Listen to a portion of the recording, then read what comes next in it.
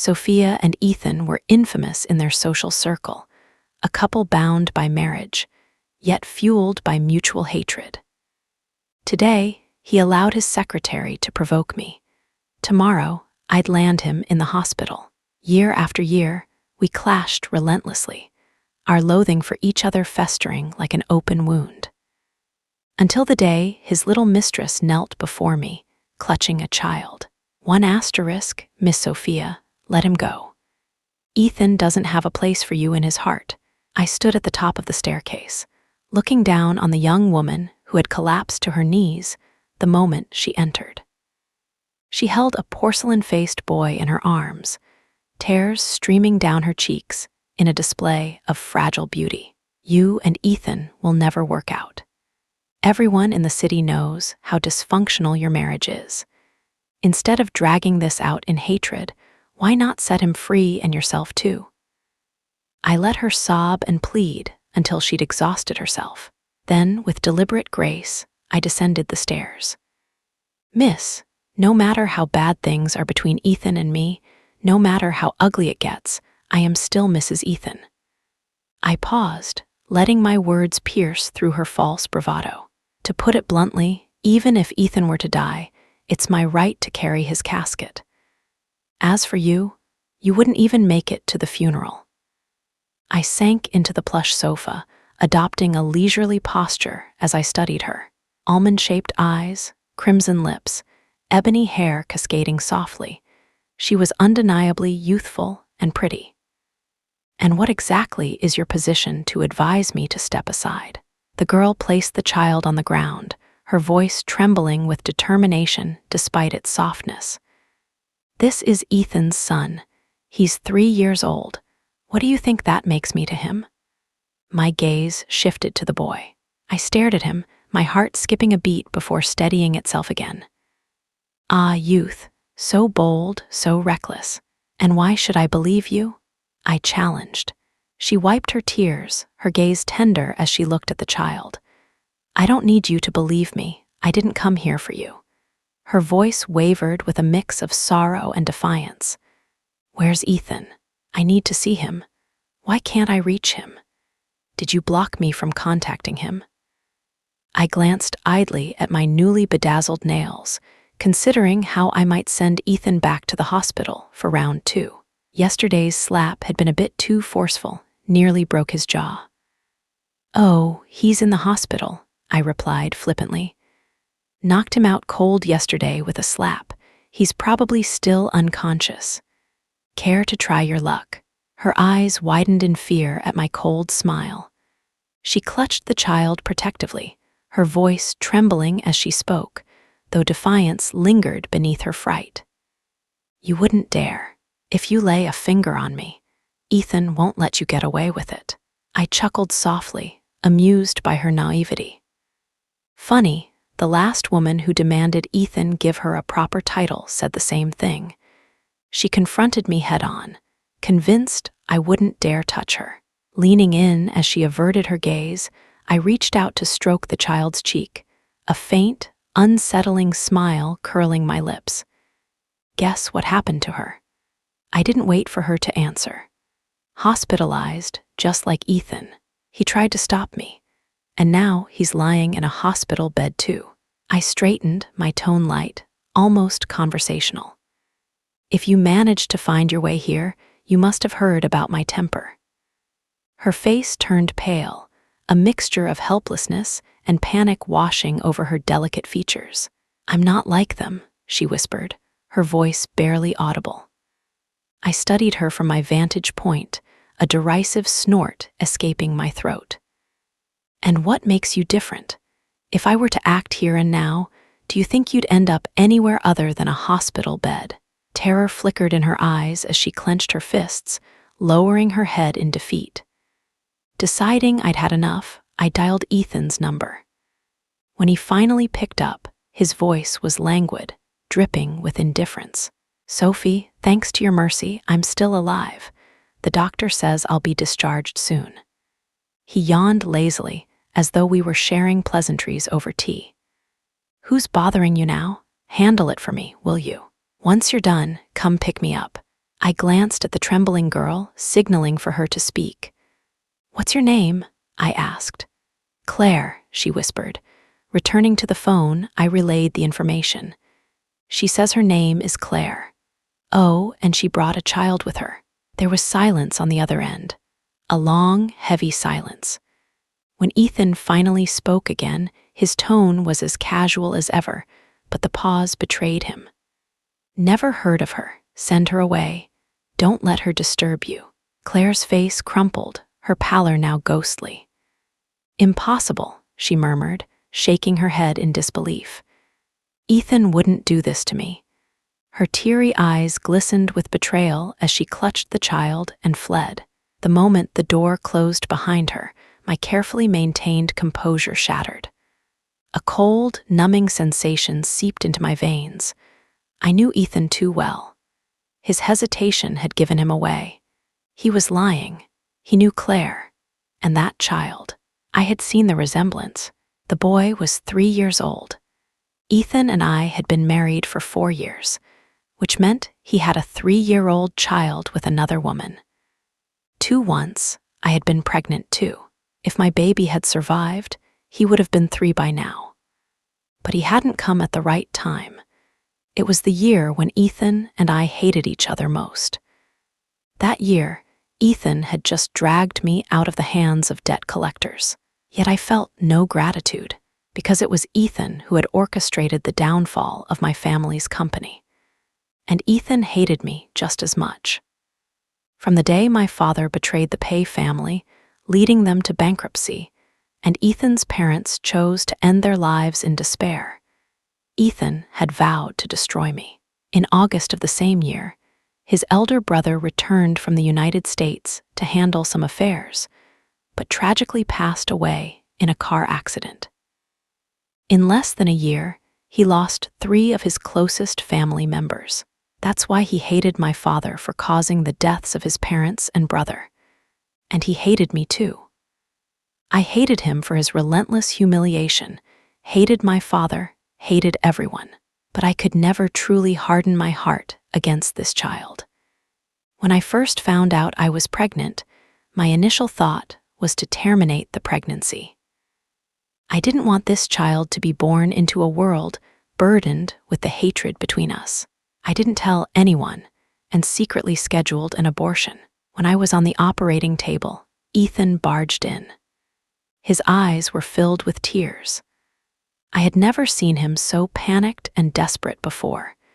He trembled as he knelt before me, the corners of his eyes red with strain, his voice shaking. "Sophie, I'm begging you, don't do this. Don't do this to me. I've already lost enough. Do you want me to lose one more?" I caved. I kept the child. Our relationship started to improve little by little. Just when I thought things were finally getting better, Ethan's sister-in-law, Isabella, showed up. Her face was pale, her abdomen slightly rounded. With a sorrowful look, she confronted me. "Sophia, your father caused the deaths of 3 members of the Pay family. How do you still have the audacity to stay here?" Her emotions were unstable, and given that she was pregnant, I didn't want to argue with her. I called Ethan and asked him to come and deal with the situation. As I picked up the phone, Isabella suddenly lunged at me, crying hysterically. She hit me wildly and in the struggle pushed me down the stairs. The pain was excruciating. Before I knew it, I lost consciousness. When I woke up, they told me the child was gone, and that I would never be able to have children again. I was in so much pain I could barely breathe. With tears streaming down my face, I asked, "Where is Isabella?" But Ethan avoided my gaze. He simply held my hand tightly and said, "Sophie, I don't care whether we have children or not. Isabella has already been sent abroad by me. I promise she'll never appear in front of you again." I understood then. He wasn't planning to hold her accountable. He rushed to send her away while I was still unconscious. Wasn't it obvious? He was afraid I'd hurt her. Of course. Isabella was his sister-in-law. How could he pursue justice against her? But I wanted justice. The child had been in my womb. If I didn't fight for him, who else would care for him? I ripped out the IV in a frenzy, dragging my post-miscarriage body to smash everything in the room. My voice was hoarse with hatred. Ethan, I will not let her get away with this. In my darkest moment, I even thought about making Isabella pay with her life for my child, but the thought quickly passed. Amid the chaos, Ethan stood silently, staring at me. He laughed, but the bitterness in his smile couldn't mask the fury in his otherwise gentle features. His words were like knives. Sophia, your family already owes the Pei family 3 lives. She was newly married for only a year before her husband died because of your father. What exactly do you mean by saying you won't let her go? I froze, then slapped him hard across the face. Get out. Ethan left without looking back. Our relationship plummeted to an icy low once again. But that night, I felt someone gently tuck my blanket around me in my sleep. Cold droplets fell on my face. It was Ethan. After he left, I quietly followed him a few minutes later. I saw him kneeling on the balcony, crying. The moonlight illuminated his tear-streaked face. It was the kind of cry without sound, but filled with immense sorrow and despair. Suddenly, I felt exhausted. I didn't know who I was supposed to hate anymore. Looking back now, I think I still hate him. I hate him for giving me hope only to leave me in despair. For making promises he couldn't keep, yet trying so hard to make them. I leaned back on the sofa, tears falling uncontrollably.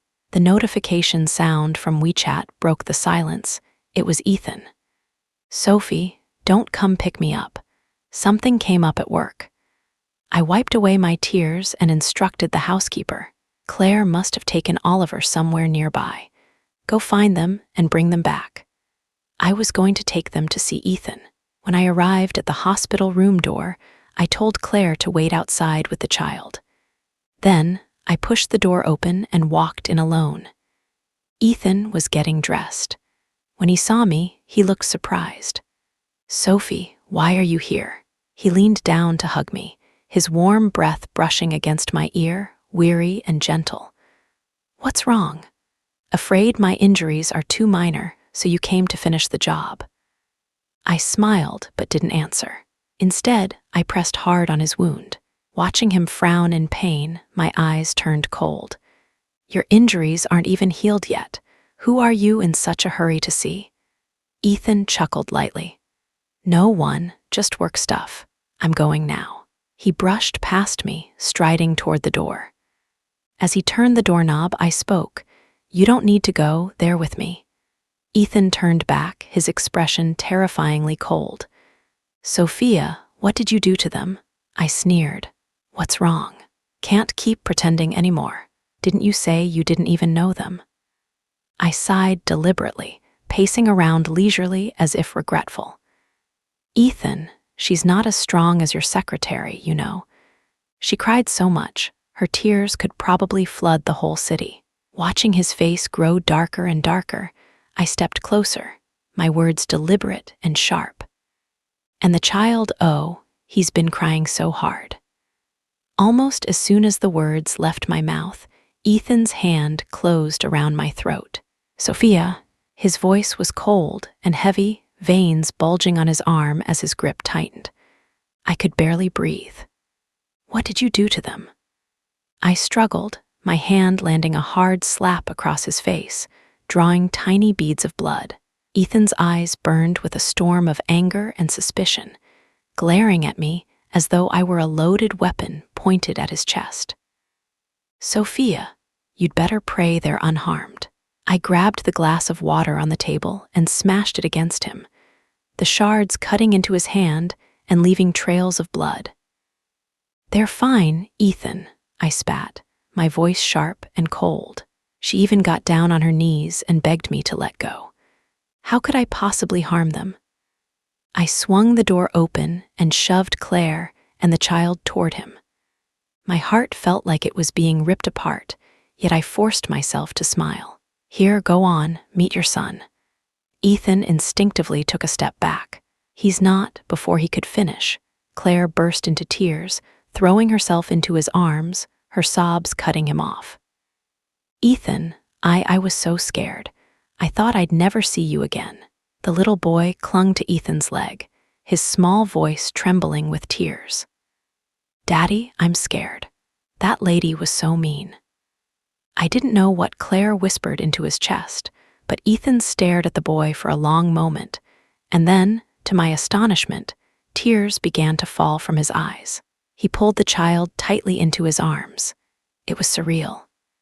Ethan, the man who was always calm and composed, reduced to tears over a child. My mind wandered back to that night when I lost my own child. He had cried then, too. His tears were cheap. The antiseptic smell of the hospital wasn't unpleasant, but it was bitter, cutting into my lungs like knives. I watched their little family of 3 finding the scene insipid and hollow. Turning around, I made to leave, but Claire grabbed my arm, tears streaming down her face as she fell to her knees before me again. "Miss Sophia, Oliver is still so young. He can't grow up without a father. Please, I'm begging you, let them reunite as father and son." I cast a glance at Ethan, my voice dripping with sarcasm. "Ethan, do you want me to step aside and make room for your happy family?" Ethan froze, his hand reaching for mine as if to speak. But Claire's sobs grew even more heart-wrenching, each cry sharper than the last. "Ethan, do you know what they call Oliver at his kindergarten? They call him a bastard. His health is fragile, and every day he clings to me, asking where his father is. How can you bear to see him being humiliated like this?" Ethan slowly withdrew his hand, his eyes red, as if on the verge of tears. "Sophie, I'm sorry. I couldn't stop the tears that spilled from my own eyes. Fine. Congratulations on reuniting your little family." Ethan raised his hand to wipe away my tears, his expression cold and resolute. "Sophie, you're still Mrs. Ethan. That hasn't changed, and it won't. All you have to do is keep Oliver by your side." I arched a brow at him, my voice cutting like a blade. "You want me to raise him? To play the stepmother? Ethan, do you think I'm that kind of saint? Aren't you afraid I'll hurt him?" Ethan looked at me, his face weary, his voice tinged with resignation. "Sophie, you can't have children of your own. Can't you see Oliver as your own child?" I slapped him hard, my chest heaving with pain, my voice trembling. "Ethan, you're a monster." He knew. He knew better than anyone how I'd lost my child and why I could never have another. He knew it all, and yet he dared to ask me to raise his mistress's child as my own. It wasn't enough to break my heart. He wanted to crush it into dust. Ethan took the slap, his head turning slightly to the side. His voice was cold and biting. "Sophia, you can deal with anyone else however you like, but leave Claire and Oliver alone. They're too fragile to endure your torment." I swallowed my tears, letting out a bitter laugh. And what if I refused to leave them alone? Ethan held the boy in his arms, not sparing me another glance as he walked away. His voice was indifferent, almost casual. "Sophia, don't forget. Your family still owes me 3 lives, and your sister is still in the hospital, waiting for the surgery I've arranged." The metallic taste of blood rose in my throat, and only then did I realize it was possible to cough up blood from sheer rage. For Claire, he was using my sister as leverage against me. I didn't want this endless cycle of mutual destruction anymore. Once I made up my mind, I dialed a familiar number. "Grace, can you look into that agreement Ethan and I signed 4 years ago? How much longer until it expires?" Even Ethan had probably forgotten about that agreement. Back then, his parents and older brother had died suddenly, and he despised the Zai family with every fiber of his being. He endured 3 years of humiliation, clenching his teeth and rebuilding his company, only to deliver a fatal blow to my family. And so my family fell. My father's years of hard work went up in smoke, leaving us saddled with an insurmountable mountain of debt. Unable to bear the blow, my father lost his mind. The day after debt collectors came to our door with threats, he snapped.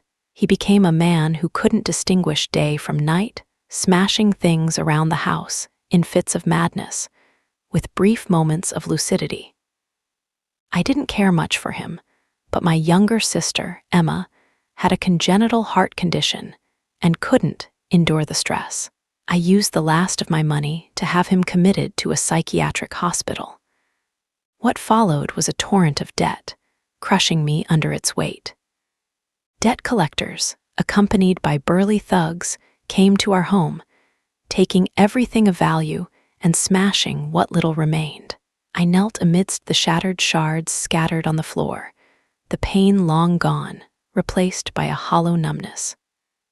Your father owed so much money, and now that he's gone, it's your duty as his daughter to pay it back. What a cruel irony. When my father basked in his fleeting glory, neither my sister nor I ever benefited from it. Even our living expenses were what our mother had carefully left behind. And now that he's gone insane, all those illegitimate children he doted on so dearly have vanished into thin air, leaving me and my sister to bear the burden of his sins. The debt collector's baseball bat hovered in the air, about to come crashing down. My only instinct was to shield my sister beneath me, protecting her fragile body with mine. The rain poured relentlessly that day, drenching everything in its wake. Then Ethan arrived. With a single, commanding sentence, he stopped the debt collectors in their tracks. He stood above me, towering and immaculate, his expression inscrutable as he took in my wretched state. "Sophia," he said coldly, his voice laced with disdain, "how does it feel to lose everything? 3 years ago, I was exactly like you, pathetic and broken. Back then, I hated your family with a passion." Dressed impeccably in his tailored suit, he exuded an air of unapproachable elegance. And yet his eyes burned with a seething hatred as he gazed at me and my sister, trembling in the rain. "But it's still not enough," he declared, his voice unwavering. "Sophia, you haven't truly tasted the kind of pain that rips you apart yet." I clung to my sister, my body trembling, my mind racing. It wasn't the same, I thought bitterly. 3 years ago, when he knelt in the rain, clutching his parents' ashes and sobbing uncontrollably, I was there. I stayed by his side. But now, the tables had turned. He stood above me, hurling insults and humiliation at my already broken soul. Ethan knelt down on one knee to meet my gaze. His eyes, cold and detached, bore into mine as he made a proposition I could never have anticipated. "I can pay off your debts," he said, his voice steady, "but only if you marry me." Through the misty rain, his face blurred before my eyes. Or perhaps I had lost sight of him long ago, ever since his life fell apart 3 years ago and my father's cruelty sealed his fate. Back then, guilt consumed me, yet there was nothing I could do to undo my father's actions. I had begged my father to help Ethan, to show him mercy. Instead, my father slapped me twice across the face. "Sophia, if I don't eliminate him now, what if he retaliates against me later? I'm your father, and you're siding with an outsider." With my face still stinging from his blows, I went to Ethan, handing him every cent I had. "I'm sorry, Ethan," I said softly, my voice trembling with remorse. "I'm so sorry." But Ethan refused my money. He looked at me, his eyes dark and unfathomable, his voice hoarse with anguish. "Sophia, let's never see each other again. I'm afraid I won't be able to stop myself from hating you." And so, for 3 years, no matter how I tried to find him, he ignored me, leaving our paths forever divided. The rain stung my eyes, pulling me back to the present. I forced a bitter smile. "Ethan," I said, my voice trembling, There's a sea of blood and hatred between us. You said yourself you wouldn't let my family go. And now you're asking me to marry you." I paused, letting the rain stream down my face, mingling with the tears I refused to shed. "Don't you think that's absurd?" Ethan reached out, shielding me from the rain with his hand. His cold breath brushed against my ear as he whispered, "Absurd?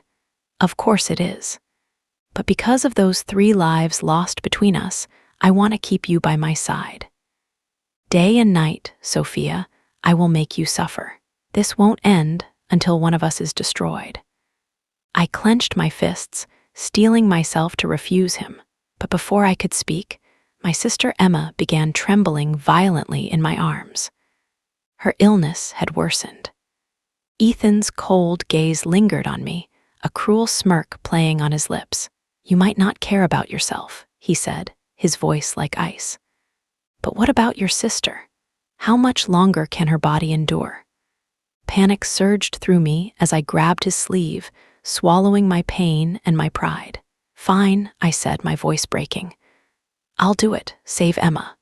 And so, Ethan and I signed a marriage agreement. I would marry him, and in return, he would pay off my father's debts and save my sister. But we argued over the duration of the agreement. I insisted it could only be 4 years. Initially, Ethan refused, but I told him plainly, "Do you really think you need an agreement to control me?" My words seemed to strike a chord. He realized the truth. Agreements could be broken, but my sister's life and my father's fate were my shackles, ones I could never escape. I gave myself 4 years, and only 4 years. 4 years to stay by Ethan's side, and then I would leave. With enough money to save Emma, I would take her far away from here. As for my father, he could remain Ethan's pawn, his tool for vengeance. When Grace, the lawyer, called to inform me, I finally exhaled in relief. "Miss Sophia," she said, her voice steady, "the agreement has reached its end." "Thank you, Grace," I replied. "Please draft a divorce agreement and send it to Ethan. I don't want anything from him. All I need is his signature."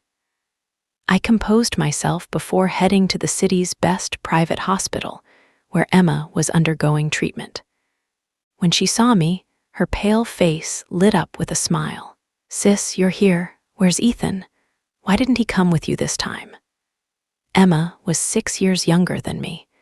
I had watched her grow up, knowing all too well how much she worried about me. If she ever found out the truth about Ethan and me, it would only worsen her condition. So I kept the divorce a secret. I gently fixed her disheveled hair, forcing a calm demeanor. "He's been busy with a new project at work," I said lightly.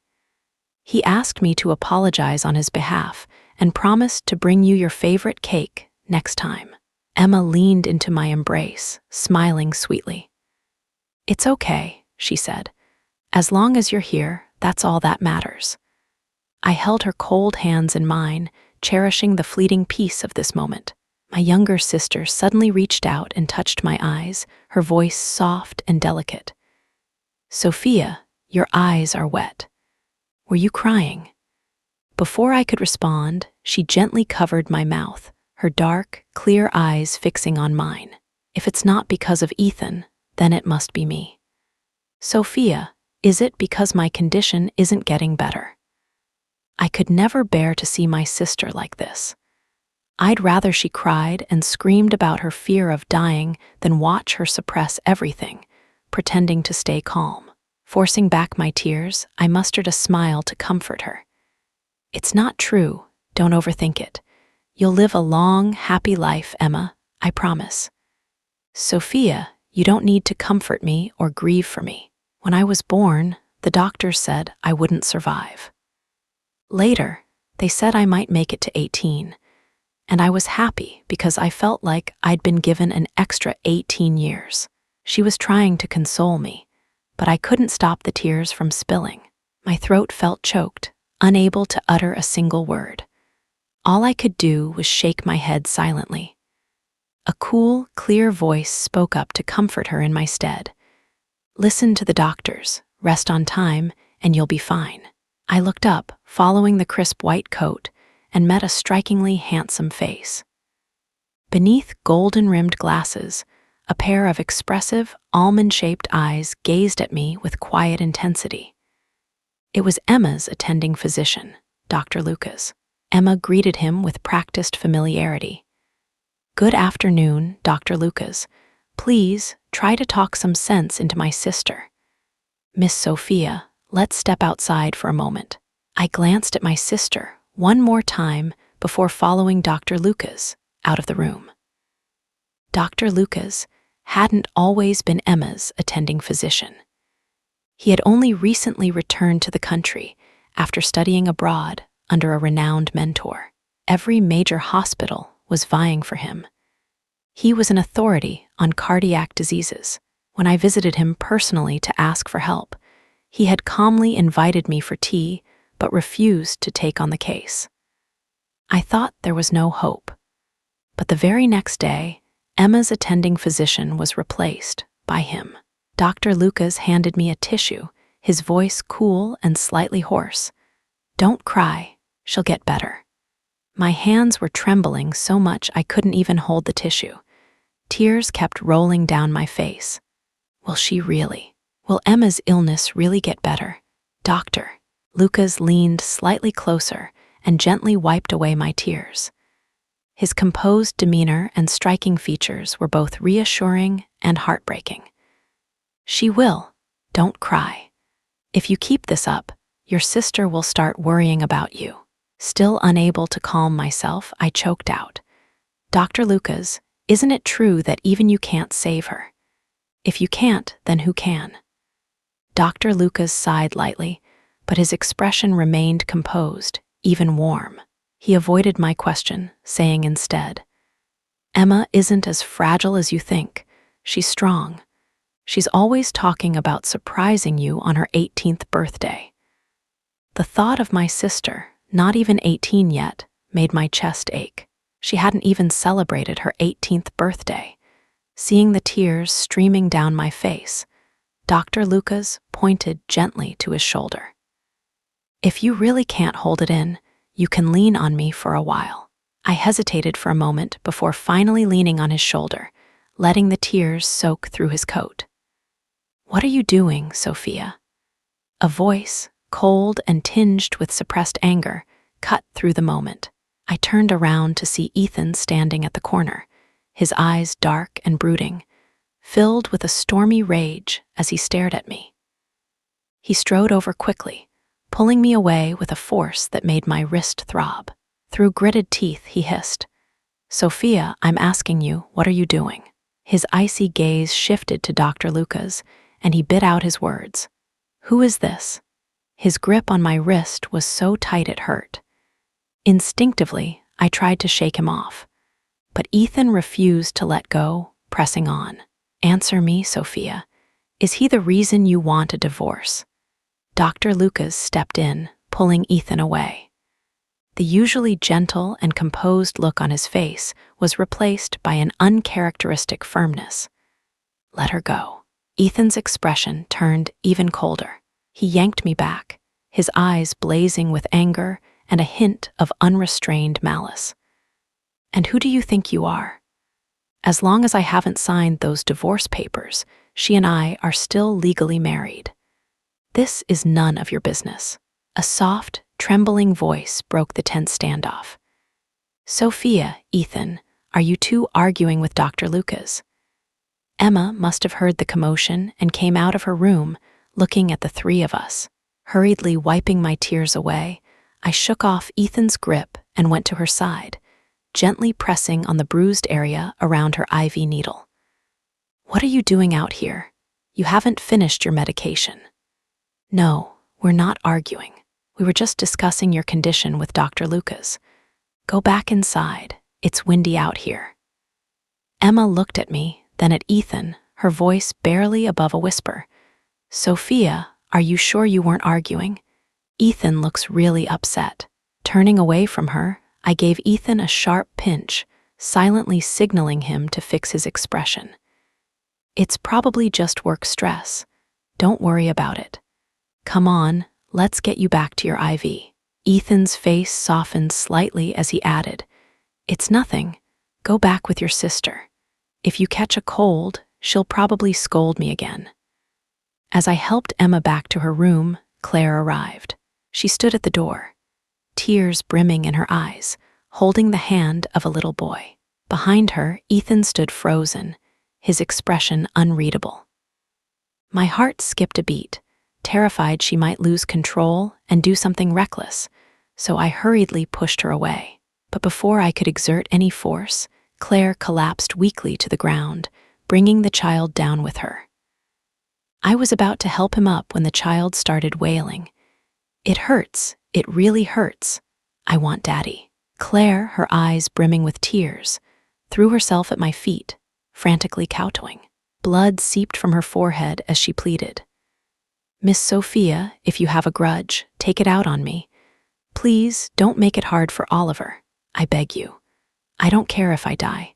I only have one request. Just give Oliver a chance to live. Ethan pushed me aside and rushed to help them. When he saw the blood oozing from Claire's forehead, his face darkened. Sophia, if you're angry, take it out on me.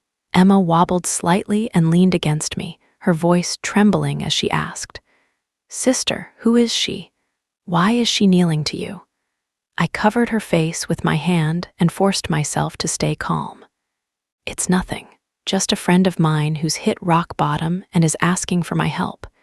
It's fine. Let's go back first. I shot Ethan a cold glare and spoke deliberately, enunciating each word.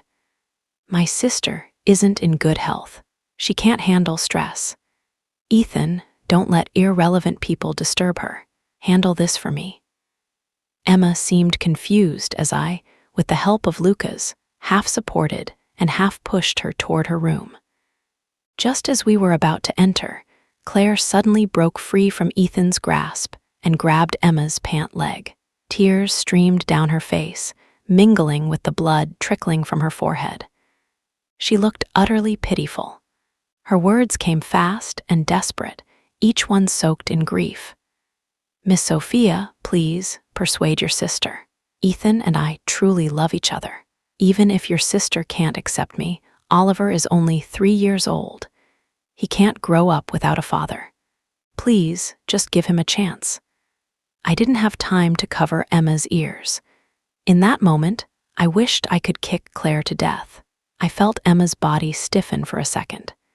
She peered out from my arms, her face pale as a sheet, her voice quivering in disbelief. Sister, is this child? Is he Ethan's? My heart shattered. Before I could explain, she fainted in my arms. Feeling the faint beat of her heart, I felt like I was about to collapse too. Emma, wake up. I could only watch as my sister was wheeled into the emergency room. I crumpled to the ground, a hollow ache tearing through my chest, impossible to suppress. Emma had always been frail, unable to handle any kind of shock. She couldn't even bear the sound of fireworks. I didn't dare imagine how much pain she must be in now. Lucas held me tightly, his voice soft and comforting. Don't worry, it'll be okay. Ethan's face was pale as well. He hesitantly reached out to cover my hand. Sophie, don't worry. Seeing him, a surge of hatred boiled up from the depths of my heart, giving me the strength to stand. I raised my hand and slapped Ethan hard across the face, the metallic taste of blood rising in my throat. Ethan, you knew Emma couldn't handle this kind of stress, yet you still indulged Claire's madness. You're disgusting. A red handprint quickly appeared on Ethan's face, but he didn't dare move. He cautiously watched my expression. I shoved him aside and walked over to Claire. Now she was scared, trembling as she cowered in the corner. I lifted her face and slapped her twice, mercilessly. She clutched her face, crying out in pain. Ethan, help me. I stepped on her hand, my eyes burning red with rage as I sneered. Aren't you good at talking? Keep talking now. The little boy, Oliver, barreled toward me, his small frame full of righteous fury. Bad woman, don't touch my mommy. I casually pushed him aside. Ethan hastily shielded him, his voice icy. Sophia, that's enough. Enough. Tears streamed down my face as I screamed, my voice hoarse. It's not enough. I want her to feel the same pain my sister is feeling. I closed my eyes, my voice trembling with resolve. I won't let her off the hook, Ethan. You'd better hide her well. Ethan's expression darkened as he helped Claire up, his voice devoid of warmth. Sophia, what now? Do you want her to pay with her life? Even if something had happened to your sister, you can't pin all the blame on Claire. Your sister wasn't going to live past 18 anyway. Each word was like a knife, cutting deep into my soul. My vision blurred, and I nearly fainted. The urge to drag them both to hell with me was overwhelming. Taking a deep breath, I steadied myself and looked up with disdain. Ethan, I'm giving you two choices. First, sign the divorce papers and I'll let her go. Second, don't sign and I won't let Claire or that child off. Seeing Ethan's increasingly grim expression, I continued. You know I have nothing left except my sister. I don't even know what I might do. Ethan froze for a moment, his eyes meeting mine. He saw the unyielding determination in them. Finally, he spoke. Fine, I'll sign. Just leave them alone. And that asterisk was the real pain. In Ethan's heart, my sister's life wasn't worth as much as Claire's, or even that child's. To him, my agony was nothing more than a tantrum. Suddenly, I remembered the 17-year-old Ethan, smiling as he said to me, Sophie, when you cry, my heart falls to pieces. The affection of youth had been ground into the bitterness of hatred. We could never go back to what we once were. Ethan took Claire to get her wounds treated. Before leaving, he glanced at Lucas, who was standing by my side, and left me with a cutting remark. Sophia, will he endure your unpredictable moods as I did? Just don't regret it later. I responded with a single word, leave. I stayed by the emergency room door, trembling as I watched the light above it dim. My voice quivered as I clutched Lucas's sleeve. My sister will be okay, right? He steadied me gently, his voice calm and reassuring. She'll be fine. Fighting my fear, I stepped into the room. My sister, Emma, lay on the operating table, her face pale as frost, her breath faint and shallow. I gingerly held her hand, tears streaming as I choked out, Emma, look at your sister. Her eyes fluttered open. Attached to an oxygen mask, she weakly patted my hand and whispered, Don't cry, sister. It doesn't hurt. A doctor called me aside, his tone tinged with regret. She's awake for now, but her heart won't hold out for more than a few days. You'd best prepare yourself. My knees nearly gave way, but I forced myself to remain composed. Emma was transferred back to her original room. She seemed to understand her condition, managing a faint smile despite her weakness. Sister, don't cry, she murmured softly.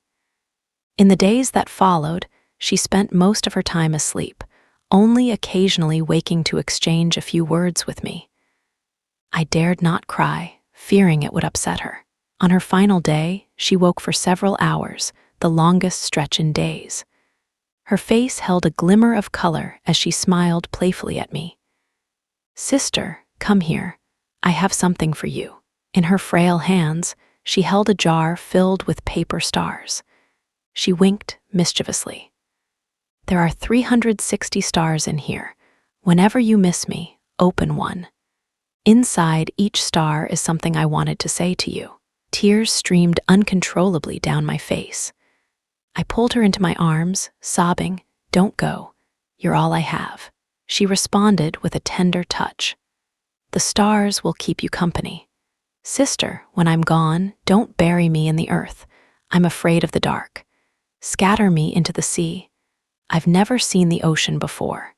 As her eyes closed for the last time, I held her hand tightly and promised, I won't let you be afraid. Emma was gone. Lucas stayed by my side through all the arrangements. He accompanied me to collect her ashes. As I stared at the tiny urn that now contained all that was left of my sister, fresh tears welled up. Fulfilling her wishes, I scattered most of her ashes into the sea. A small portion I had made into a pendant, which I placed in the jar of paper stars to keep her with me forever. It was 2 weeks before I could finish everything. During that time, Ethan called me incessantly, but I refused to answer. I never wanted to see him again. When he couldn't find me, he waited at the psychiatric hospital where my father was staying. As I arrived to pay my father's medical fees, Ethan intercepted me. He looked worn and haggard, his eyes filled with weary hope. "Sophie, your sister's illness can be treated. I went to Germany and found that retired doctor. He can save her."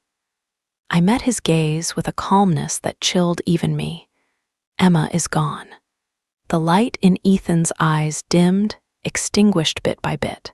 His voice trembled as he spoke. "Sophie, I'm sorry. I was blinded by anger and said things I shouldn't have.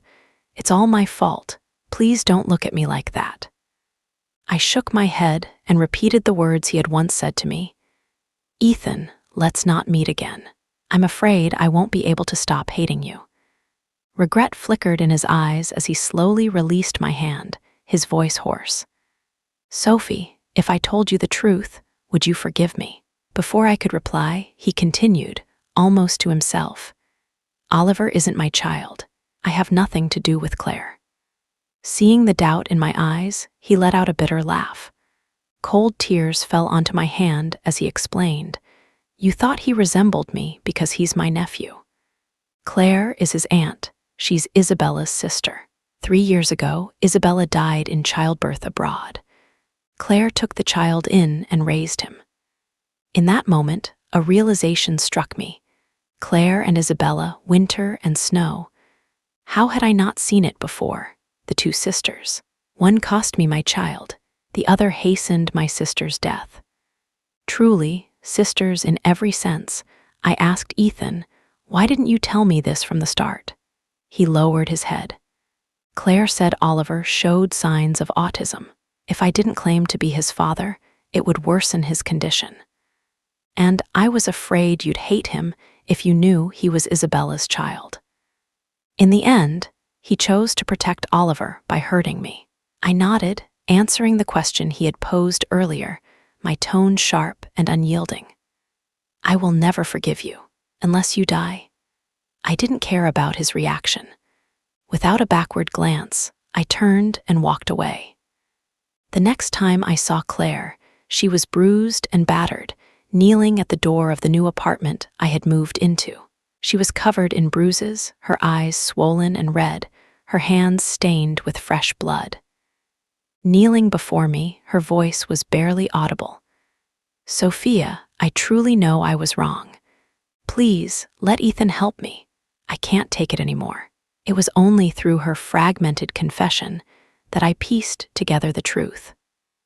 Abroad, she had been spoiled and reckless, stirring up trouble with a group of wealthy second-generation heirs. Back when Isabella was still alive, she'd always clean up Claire's messes. But after Isabella passed away, Claire caused a huge scandal, stealing someone's boyfriend and getting beaten up for it. Desperate, she brought her child and sought out Ethan for help. The people she had offended had now pursued her here, but Ethan refused to intervene. He merely stood by, coldly watching as she was beaten to a pulp. Claire sobbed uncontrollably, her usual pretense of frailty completely gone. "Sophia, I beg you, forgive Ethan. Ask him to stop them. They'll really kill me this time." I shoved her aside impatiently, my voice icy as I said, "Come out." Ethan stepped out from the shadows. Half his face remained obscured, making his expression unreadable. "Sophie," he said, his voice calm but hollow, "I've decided not to bother with Claire anymore. Does that make you happy?" I studied his desolate face for a moment, then sneered. "I'll say it again, Ethan. I'll only be happy when you're dead." He stared at me, silent for a long moment, then smiled faintly. "All right." He ordered someone to drag Claire away. Word spread that she was later beaten so severely her leg was broken. Left nearly lifeless on the streets, her family eventually came to take her and her child back. The next I heard of Ethan was when Lucas and I were deep in the mountains, praying for Emma's next life, a life of peace and safety. As we descended, Grace called. Her voice was heavy with tension. "Sophie," she said, "Ethan has committed suicide." I froze, unable to respond, unable to process her words. Grace continued, "He left a letter for you." Lucas placed a gentle hand on my shoulder, his voice soft. "Sophie, do you want to read it?" Ethan's letter was painfully brief. "Sophie, by the time you're reading this, I'll already be gone. The truth is, I haven't wanted to live for a long time, since 7 years ago, in fact. But every time I thought of you, I couldn't bring myself to die. I thought I hated you, but seeing your tears hurt me more than I could bear. I hate you, yet I can't let you go. Sophie, about the child, about your sister, I'm so sorry. I know you'll never forgive me. I can't forgive myself either. Sophie, go and live the life you want." My face remained expressionless, yet the paper bore the marks of my tears. Lucas caught them as they fell, gently patting my back. "Sophie, it's all over now," he murmured. A small star-shaped paper folded by Emma slipped out of my pocket. Hands trembling, I unfolded it. Inside it read, "Sister, all troubles will pass. Look forward, okay?" I broke down, sobbing uncontrollably. Yes, it was all over. From now on, I would live well for Emma's sake and with the hope she had left behind.